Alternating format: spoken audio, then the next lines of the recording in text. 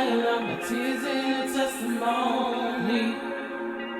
Oh, you meant for a queen, and so unclean.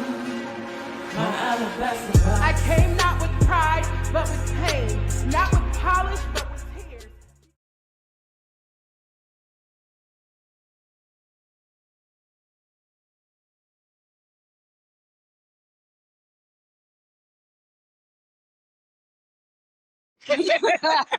Immediately. Okay, so I'm thinking about how it starts. Like, do you get on the roller coaster for the thrill? Like you see it from far away, you see all the twists and turns, and you're just like, oh, I'm gonna ride this thing. And you get on there, and a lot of times, like there was this, I can't in the air, and it was a slow crawl up in the air, and now all I can remember is the sound of the chain pulling you up, and I'm like, okay, it's coming, and I got to the top, and I looked down, and I immediately closed my eyes and I said, what was I thinking? I wanted this. And when the drop came, it was like, oh my goodness, I'm gonna die immediately in my head. But then when we hit the first coast, and I'm like, okay, we're good. And we picked up speed and we got to this turn, and it jolted me this way and then it jolted me that way. And then it did like a loop-de-loop. And I'm like upside down. And everything was in slow motion, but the ride was only like 2-3 minutes. But I felt like I was there forever. I was like, get me off this thing. I don't know what I was thinking. I don't know why I did this to myself. And now, you get off and you see the picture of how crazy you looking at. And I'm like, this is what I'm thinking about. Like when we're promised something, we get on this roller coaster and it look good. Yeah. And then when we get on there and we start to experience what we anticipated, because we go into it like, oh, it's not gonna be easy, but God is always, we get into the middle of it, and then we had this picture of us, with the ugly face. I ain't going before the Lord, like this what you wanted. And I'm just like, I have been on that roller coaster so many times, and I get off and I look at the picture of myself and I say, well, next time I'm not gonna make that face. you know, next time I'm not gonna cry over that. Next time I'm gonna push through this. Next time I'm not gonna accept that, because it derailed me so much in my mind. I was like, now on top of what he was already working on in me, because I accepted this because it looked good. Now I got a whole new set of traumas I got to heal from something that was never supposed to be mine. You know? Excuse me. Everybody gonna be like, what do you want? No, excuse me. You're in the way. Excuse me. All the way there. I must have went down like 3 or 4 things. When God went down to the bottom, like, you should just did. He was all the way up there. All the way up there. When it's your turn, you just gotta go. I think I did go back on him later on that day. But it's like all the people got past going down that are excited about that, played it through all the outcomes of this thing, and then you go through it, it's really not that bad. Feel like you're about to be thrown out of that thing, but then sometimes it's good to back out. Yeah. Because then you don't know if you're ready for it. Like you said, you got to go through the comments. You got to go through everything that the decision requires. Because every decision requires something. You got to be willing to do the work in order to be okay. You will be okay, but you just got to do the work. Some more than not. Doing the work is okay. So, here we go. See, this is why I was writing stuff down, because I knew you was gonna play right into my stuff. All right, so I had distraction takes your eyes off of the eyes. Misalignment steadies your gaze, but not your placement. So, and I was excited when I wrote that. I said, Lord, you give me some good stuff here. And I'm just like, I think that's amazing to be working towards something and have your eyes on God and be misaligned by a decision. Because sometimes we be doing good and then life happens, and it'll jolt us to the left or to the right, and we're still watching that, but we accept something that's not necessarily for us because of a need that's now present. And and I chose damaged goods because originally it was like counterfeit courtship. But I was like, that only embodies one aspect of receipt that's not for you.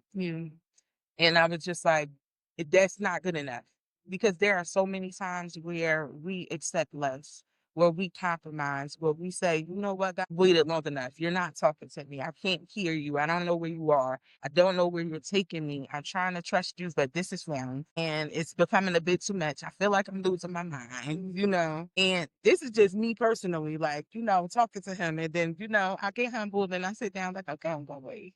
But there are times where it's just like, I don't think I could do this. The waiting is a lot. You're too silent. I don't feel you. I feel disconnected. Like you gave me an assignment. I can't even focus on assignment because I'm really being attacked here and I can't even hear from you because you want me to use what you gave me. And I can't remember what that is because I'm getting beat up. And I'm just like, a lot of times I said to myself, and I was like, martial arts people don't forget their training when it's time to fight. When the stresses come, that makes them focus more. So how do they do that? What do they do? How do they center themselves? And I was like, self-control.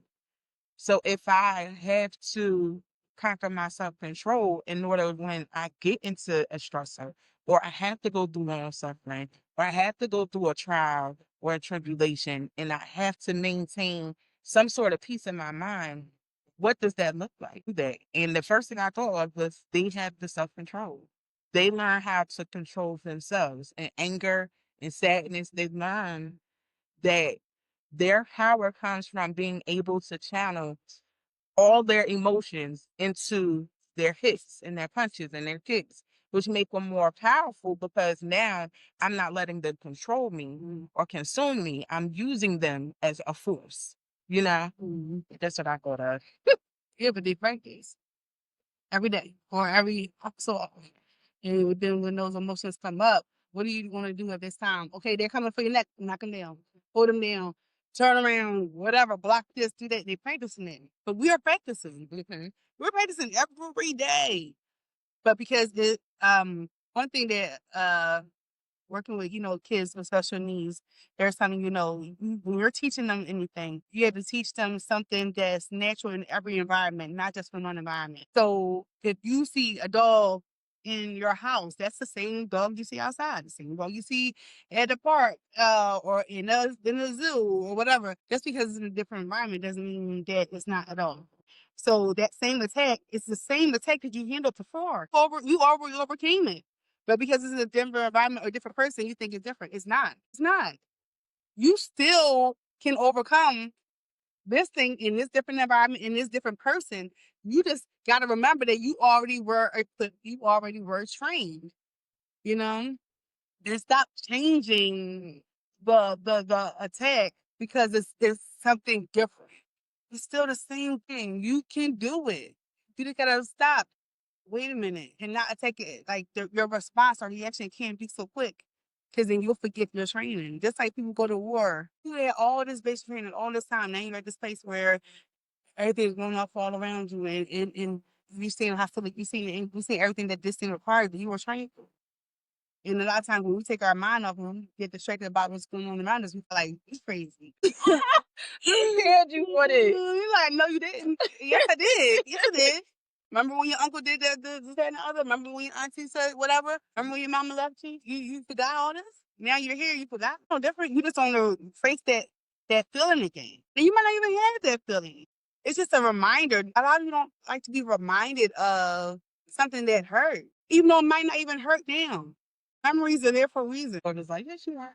And I'm just like, I ain't gotta let nobody talk to me crazy. And I'm sitting in the season where everything I said I wouldn't let happen to me yet, it's happening. And I'm just sitting here. I can't say nothing. I can't move. There was one day I just was sitting there and I was like, Lord, if you release me, I can take care of it. You know, like, and they just looking at me like, are you okay? No, are you okay? You know, because it's just like now more is required from me. And you said something to me one day, I was so upset with you on that phone. I said, I hung up that phone. I was like, I love lady, but she out of her mind. Talking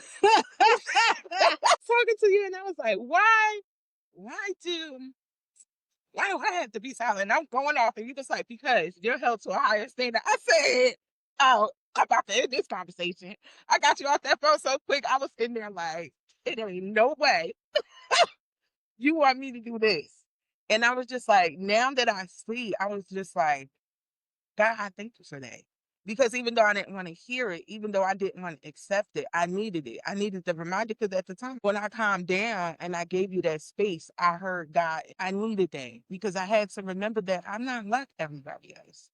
And I think like when I say that, people be like, oh, she thinks she's better. No, you're not like everybody else. What you're assigned to is not like anybody else. What I'm assigned to is not like anybody else. So the things that I expose myself to, the things that I'm willing to accept for myself makes a big difference. Because if he calls me to more and I accept less, if he calls me to higher and I shoot lower, how am I in place to be where he needs me to be for who I need to reach? People that realize that a lot of times when you have self-esteem issue, it doesn't just affect how you see yourself or how other people see you. It affects how you place yourself and what you're willing to accept God to give you.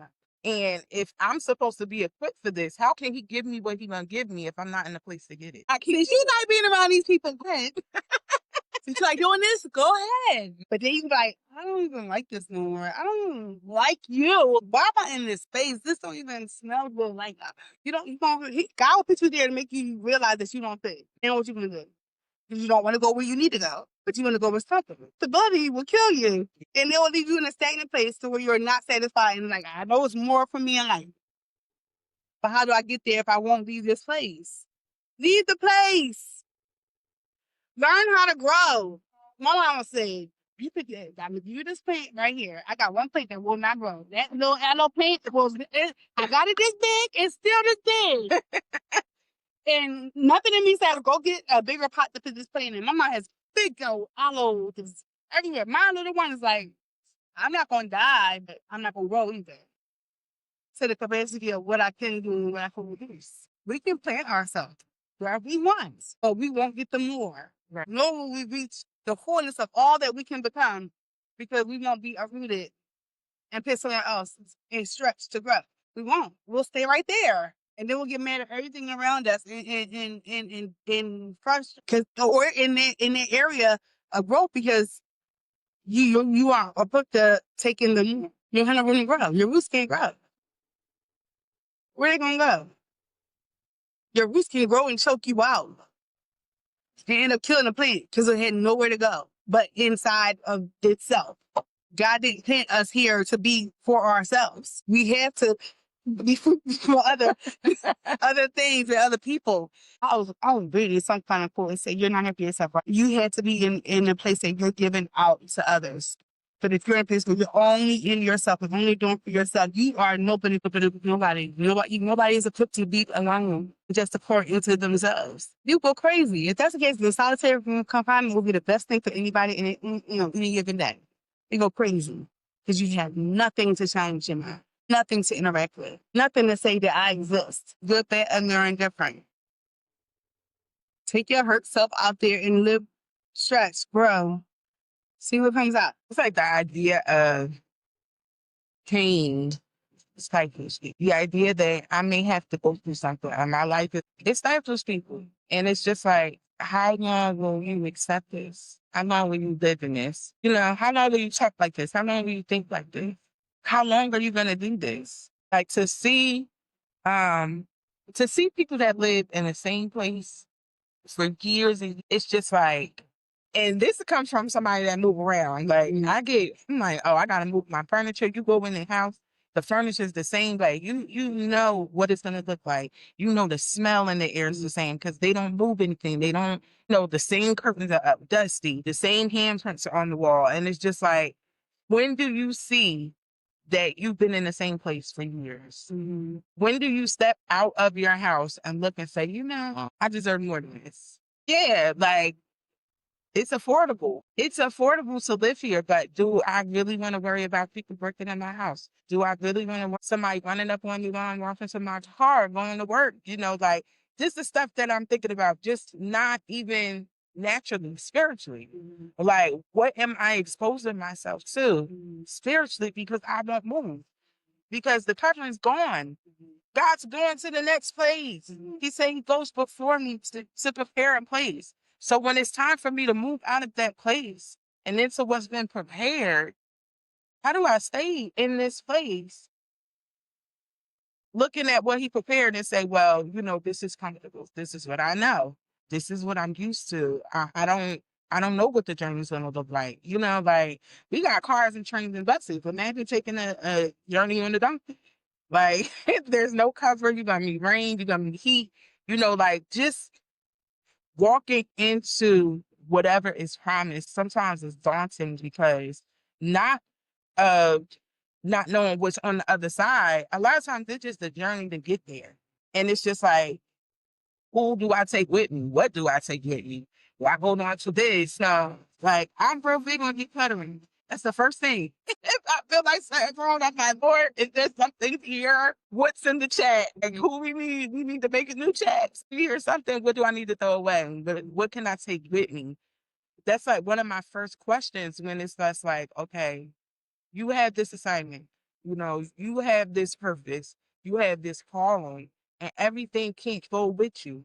These are your survival items. And then I'm bringing you into promise. You don't need the things that help you survive anymore. I'll tell you what of those things was truly meant for you. And then I'll tell you what of those things got you to this point thinking. Well, it's just a lot. It's like, you said a lot. I'm just like, oh my gosh. Okay, I started. I'm doing the audio about the Hind's feet and Hind's feet and high places. So it's a chapter there that was saying that when she first went on the journey, she got attacked by pride in his springs or whatever. And then later in the journey, as they got took her down into the desert, they couldn't find her. She was upset. She didn't want to go down there. And she said, if God called me, God's called me to South Africa. She's not calling me down to the desert where it's water. Right. And she called the shepherd, and his one question was like this, And then when he called her back up to go to the sea of loneliness, the enemy was waiting, the loneliness. During that time, there's nothing around to distract you. There's nothing around to encourage you. You really had to think you demons. And they said he was hiding there the whole time, but in places that she knew not of, right? And then when she came out to see the loneliness and she was going to another place, the shepherd had came down because she called them because they tried to attack her again, and he them, dispersed them again. And then she was to another place, but they watched from afar. And even though they watched from afar, they stayed in secret places. If we are in a place that we're always having things in the same place, same time, in the same season, and never moving, why should the enemy change? We're going to fall for the attack every time. We'll fall for it every time. There's no reason to hide into a new place. There's no reason to attack you because you're going to fall every time. God does not work in the same. He moves. He's going to test you in different areas because you want to know that no matter what position I put you in, you're going to, supersede that. But if you get comfortable and just one thing, staying in the water draws bugs, and it's not even good to drink. It's not good for anything. We have to be in a place that we're ever changing, ever growing.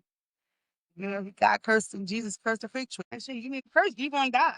Everything has to grow. Everything has to change. And we got to get used to it. It's not bad. It's scary. But guess what? Getting hurt is scary. And it don't feel good. We can't stop that being happy. So why fight the good thing? You can't stop the bad.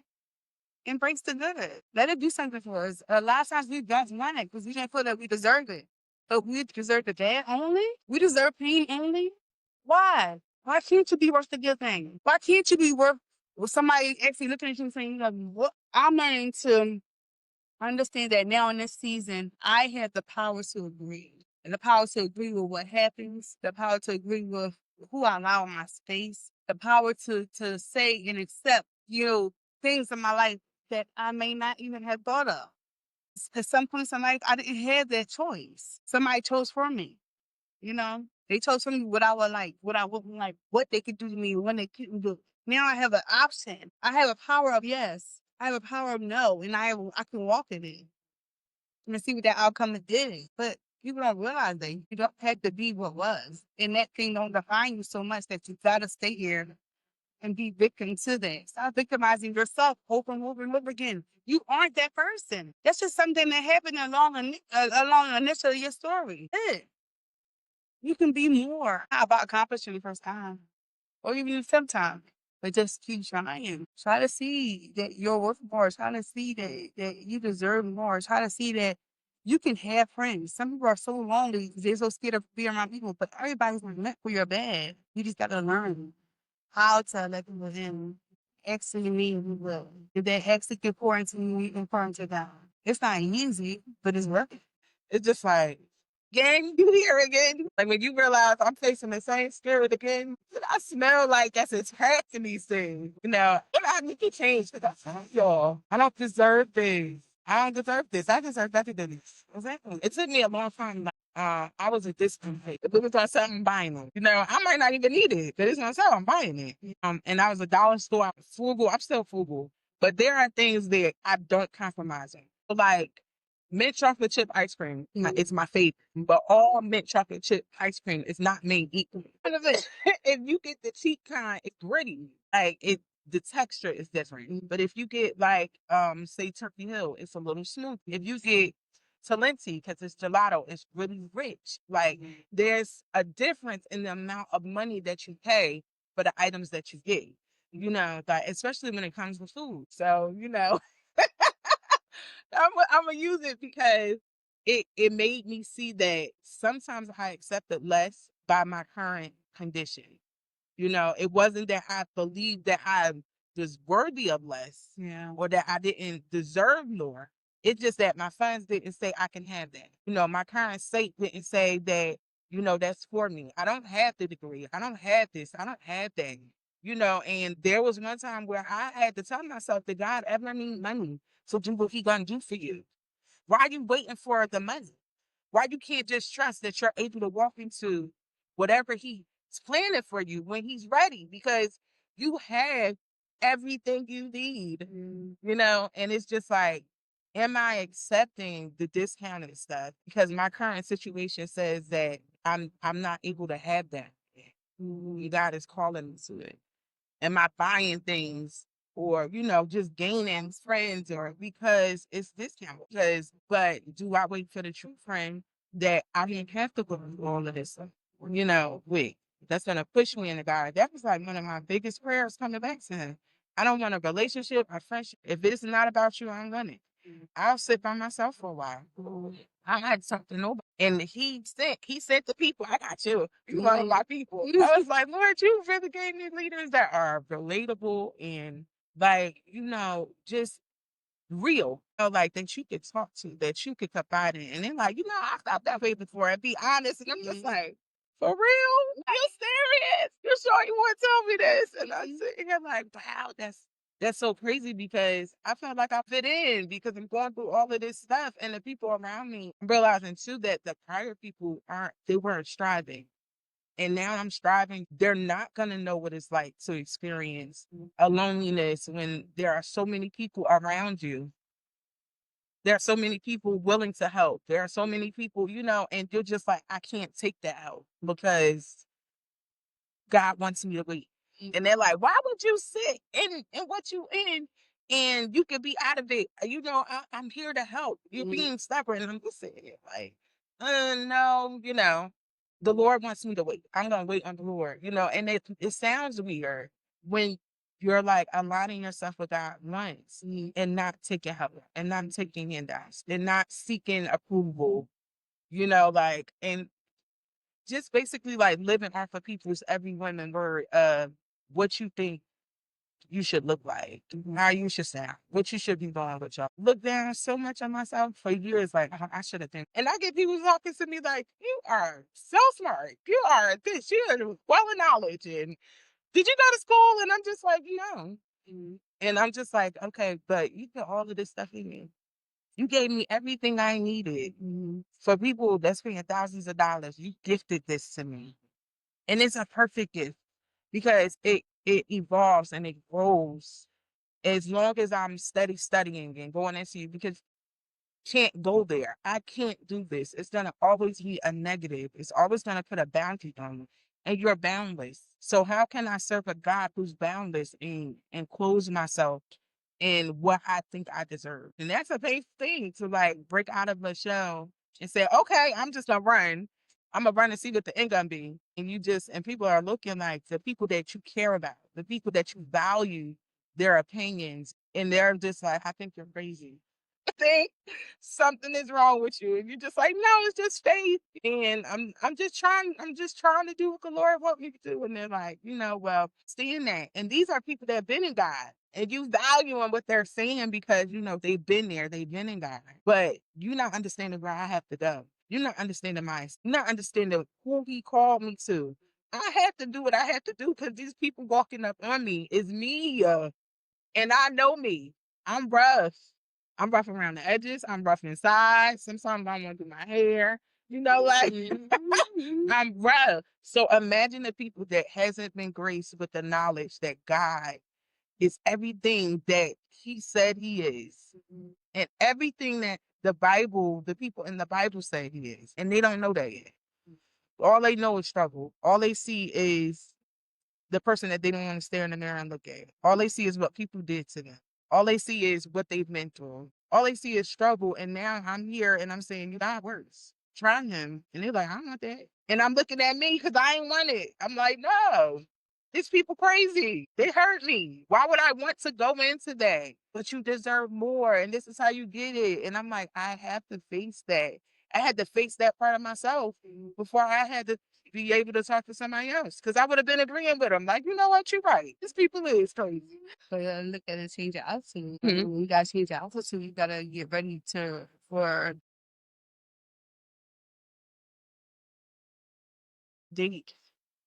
The climb was like, tell people just breathing regular. Imagine us who live our wherever we live, wherever plane happened to go up high, we had to learn to live below sea level. And this is like any change in altitude requires a change in breathing. And we can choose to suffocate where you are. But sometimes we do suffocate where we are. Help crowd in that space and get comfortable. Okay, we don't got this amount of air. Okay, well, you breathe, I'll hold my breath, and then you breathe. Then I'll hold my breath, and then you breathe. And then guess what? Eventually, both gotta tell you this. When the oxygen mask drops, give oxygen to yourself first. You can't help anybody if you're suffocating. You put your mask on first and then help others with their mask. I'll do more good being able to pull you up than trying to push you up from where we both are. So let me go ahead and do what I have to do and pull you to where I and I get mad at you because you gotta pull me. Well, some people will fight. I'll fight because they're scared, but at the same time, do I have the energy and the oxygen enough to fight you to save you? And is it my responsibility? Right. We take on things that God didn't want for us, and then we get mad. I didn't call you to do that. Why are you doing it? I look at many people like, okay, I already told you, but however long you want to struggle with that, I don't have the energy to fight your mind, fight your heart, because you choose to stay in that situation.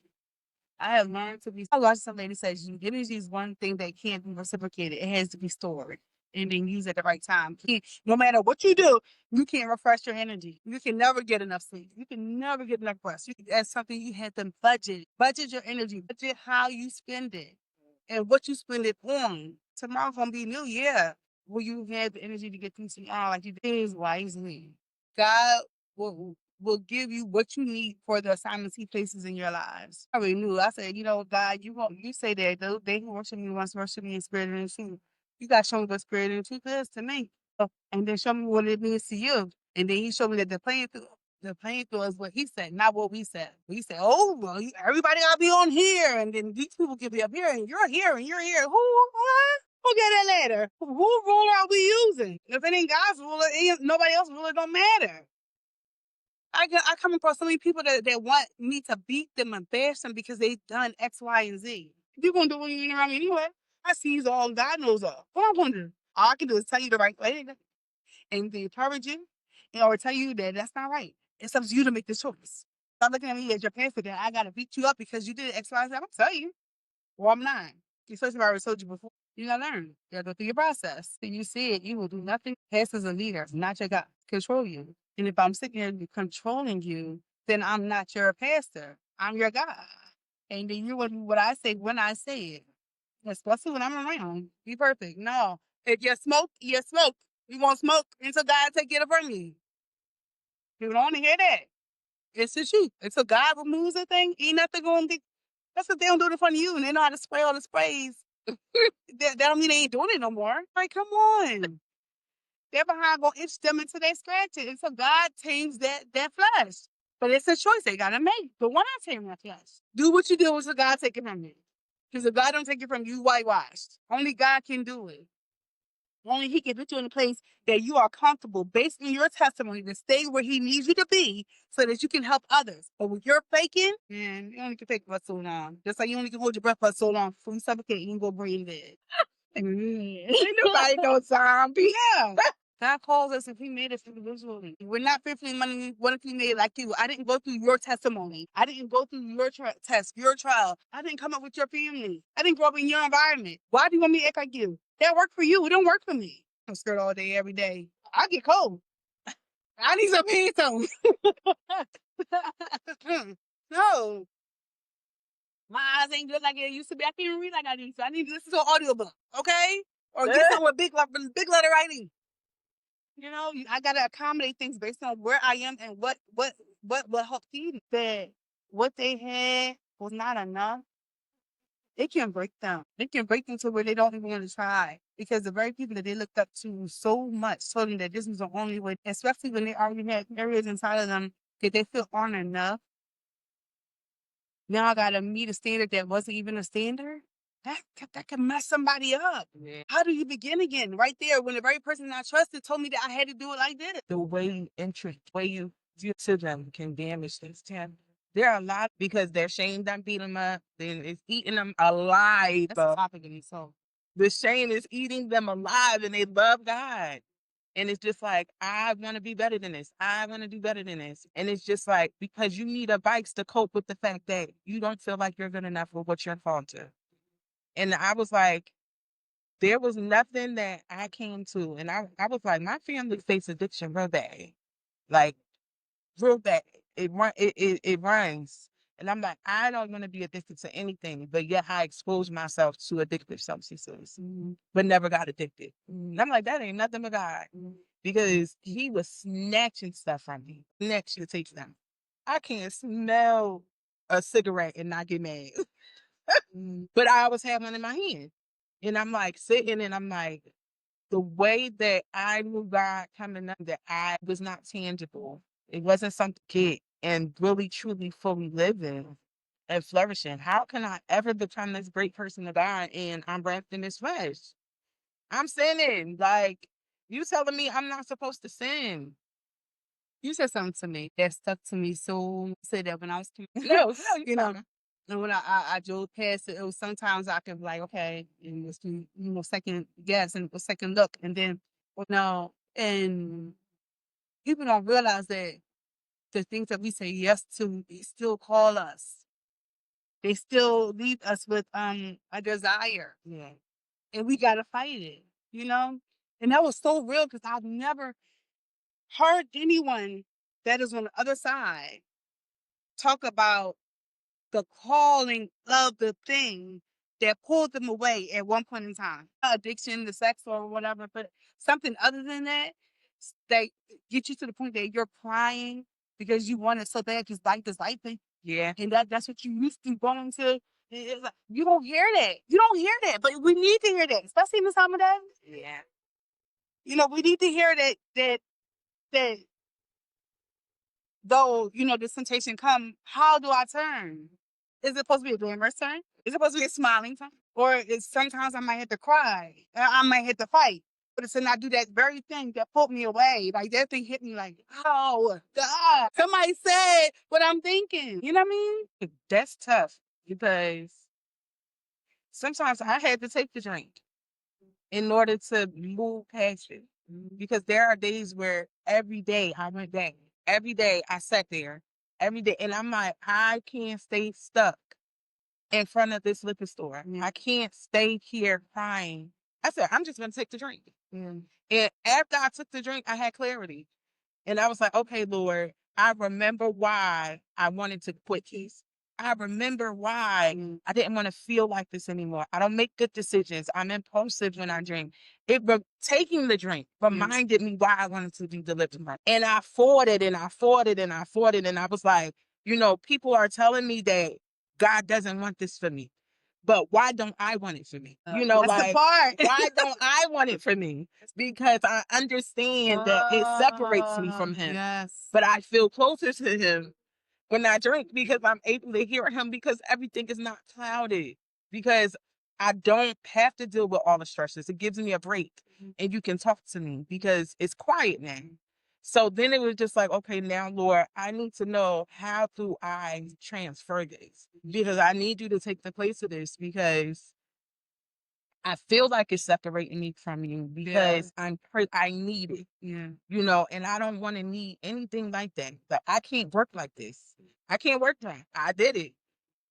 It was not fun. Like living on the edge. Like, are they gonna, take me in for a test today? Can I lose my job today? Is this drinking gonna cause me, to lose my kid? I'm driving drunk and got hit by a drunk driver once I started sobering up.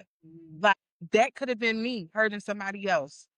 All of those things. And I'm just like, I could have let this go much sooner if people wasn't forcing this is not what God wants you to do and this is how you should look rather than why do you think that this is not good for you? Why do you think that you should put this down? Because some people will tell you, I don't think I should put it down. And that's their truth. And people have to accept that. No, and we beat people up and we, put them in this box and say, this is what you gotta be. This is what you gotta see like. This is what you gotta look like. And the Lord ain't calling them to that. Places. And if he's building my house and I'm his house and I'm who he's calling in the last day. He said that he called me back for a house and I spot a ring for. This is my house. I'm in charge of this. You know what I'm saying? And as God built me up and called me to something, no matter what I do, if he don't call me at this time and place and destination, there's nothing that matters. Nothing matters. Because no matter what I put in place, until God fortifies it, it will always fall apart. It will always fall apart. I need him. I need him to set all my crooked places straight. Yes. All of them. I need him to give me clarity of thought. I can't do it. He said he desires a broken spirit in the contract. Right? Yeah. Yeah. I didn't think about that. I say it backwards. Yeah. He desires it. But what does he have to do to get it? He knows what we can bear. He knows what we can take. He knows what he needs to put on to shake us up. And until you got to that place that you say, you know what, I don't need this, I need you, nothing will change. You didn't know that. Your testimony prepared you for that. Just we don't want our testimony because it hurts too much to think about. I ain't gonna tell it. I ain't gonna tell it. And not because like ashamed, it just was like I didn't think it was important enough to tell. Like I didn't think that part of my story was important because who cares?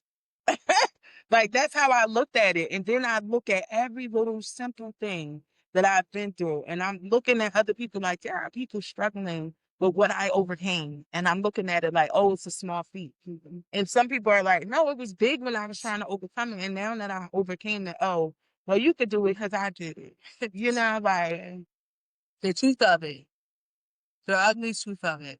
and it's frustrating, especially like when you're called to outreach and you hear all of the hurt and you see people that won't come to God because of how he was presented or of how people treated him bearing his name and you're just like, but did you trust God?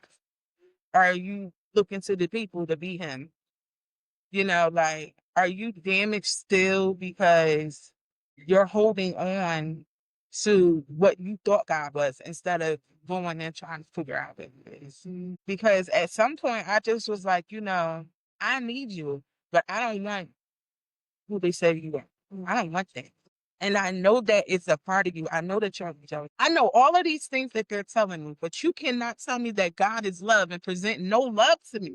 Just fire and damnation. I'm just like, where's the love at? Where does the love come in? Is he only a loving God when I'm hurting and when I'm broken? Like, do I have to be hurt and broken for God to love me? Is that the only way I'm gonna get his love? Because otherwise it's just fire and damnation. And I'm like, it's no way you can tell me that God is love and I have to be broken in order to feel that. Sometimes you don't pay attention. Yeah. And I'm just like, I don't want to have to be in this state to feel God in a way that says that he cares for me. Like, I want to feel God always. I want to know that if he calls me his, You know, like, how can I do that if I'm too ashamed of what I carry? So how did you embrace it when the beginning happened? I don't even know. It was by force. You took me by force. I was one of those. It was one of those just kind of accepting it because by that time I was so tired of people. All I wanted was God. And I think he had to get me to a place where I was just tired of people because I looked for approval, validation so much that I will stay in a place until they was like, okay, no, you've been there too long. Maybe you should move. And God had been calling me from it. And I'm like, no, I don't want to disappoint the people around me. Disappointing my mother. Oh, I told so many lies. I did so many things because I didn't want to disappoint my parents. I didn't even know who I was.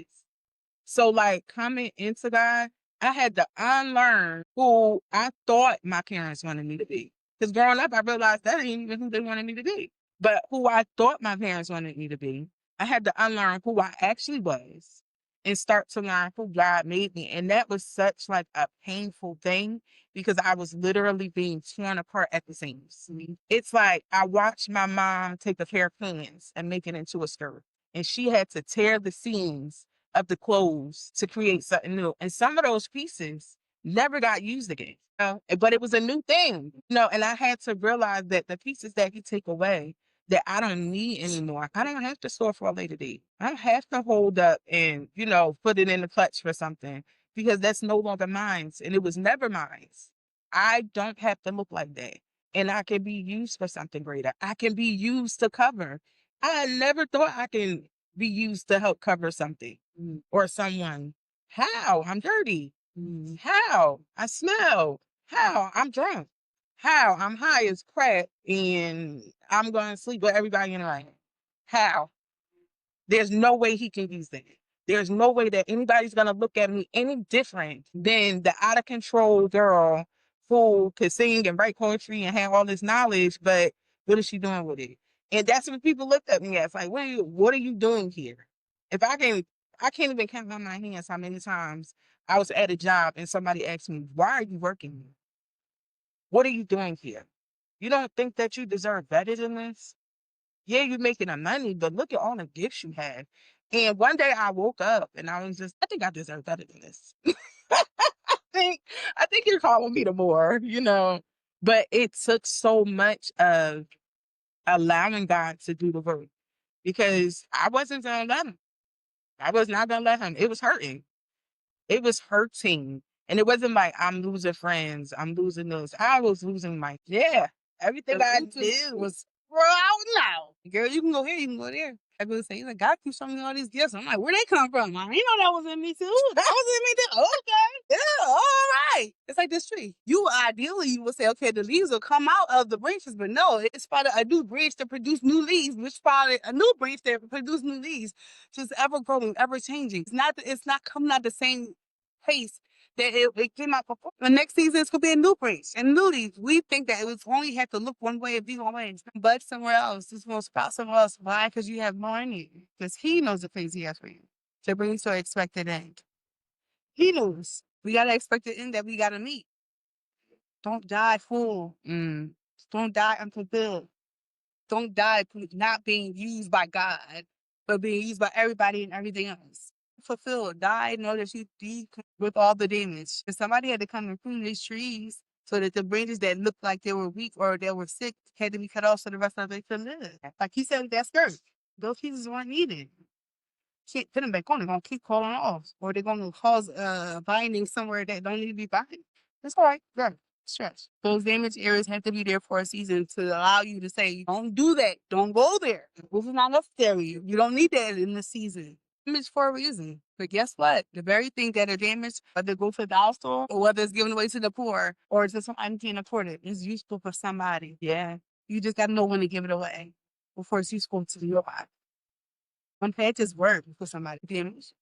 Use it. Poison it. Use it. Useful in this season. And I'm gonna say now, I didn't mind being damaged because being out in the world, it was just like, but I don't But now I'm just like, I love him. And you should know him.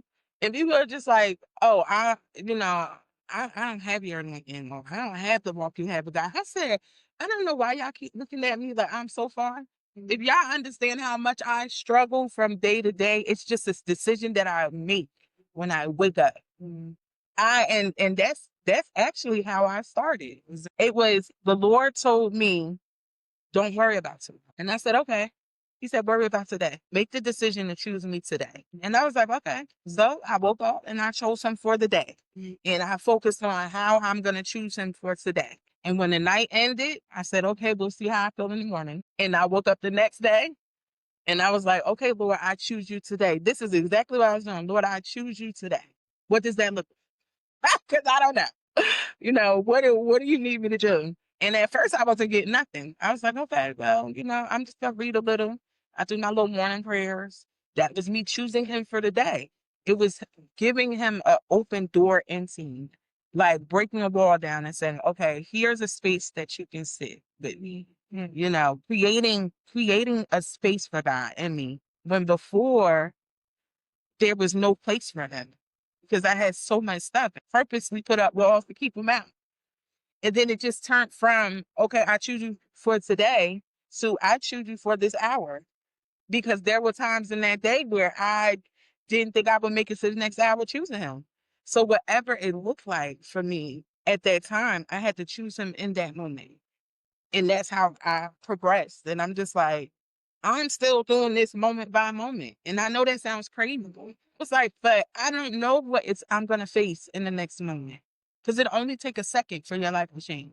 So I don't know what I'm gonna wake up to. I don't know. So for this moment, for this situation, for this idea, I'm gonna choose. When I get to the next thing, we're gonna see. Because I'm human, I'm in flesh, and I can't say I'll never do that. I can't say, I don't know what I'll do. I don't know how I react. I don't. And he showed me plenty of times. I don't know how I'm gonna react. So I was just like, in this moment, I'm gonna choose you. If I look crazy to people, if people see me as how they see me, that's their business. I'm worried about how you see me. I said, that's a you problem. Yeah, I'm worried about how you see me. Yeah. And I was like, it took a lot for me to say, I'm not going to accept less. And I'm not going to be so worried about where I came from. Because on both ends, it's just like, I'm going to accept damaged goods for the damaged goods, and I can be a damaged good. So God is still going to use it for his glory. So why would I accept something that's going to stagnate?